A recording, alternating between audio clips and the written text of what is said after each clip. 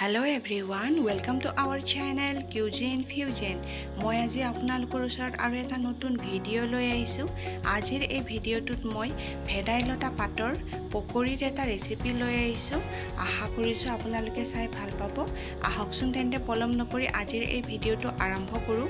প্ৰথমতে মই ভেদাইলতা পাতখিনি বাছি লৈছোঁ।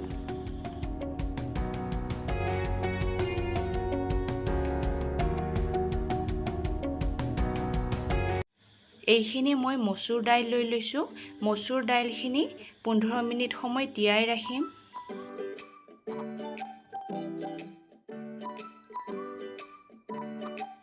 পোন্ধৰ মিনিট সময় হৈ গৈছে। মচুৰ দাইলখিনি পিচি লওঁ। অকমান পানী দি দিছোঁ।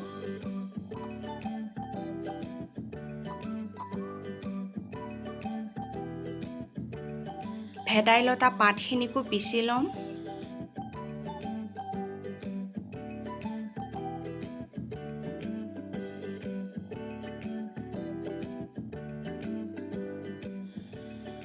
পিঁয়াজ, খুন্দি লোৱা আদা, নহৰু আৰু জলকীয়া, সোৱাদ অনুসৰি নিমখ আৰু হালধি পাউডাৰ।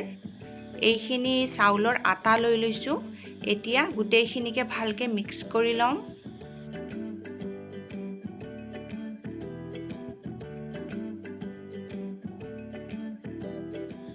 পকৰীখিনি ফ্ৰাই কৰিবৰ কাৰণে কেৰাহীত ৰিফাইন তেল দি দিছোঁ। তেলখিনি গৰম হৈছেই। এতিয়া পকৰীখিনি ফ্ৰাই কৰি লওঁ।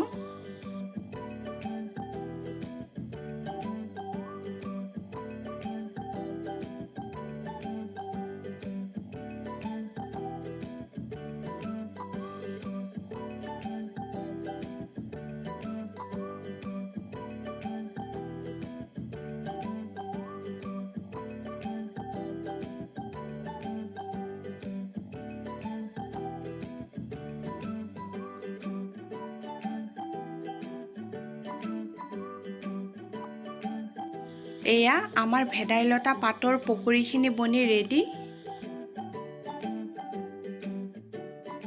আজিৰ এই ভিডিঅ'টো চাই যদি আপোনালোকৰ ভাল লাগিল তেন্তে লাইক কৰি দিব, শ্বেয়াৰ কৰি দিব আৰু মোৰ এই চেনেলটো ছাবস্ক্ৰাইব কৰি দিব।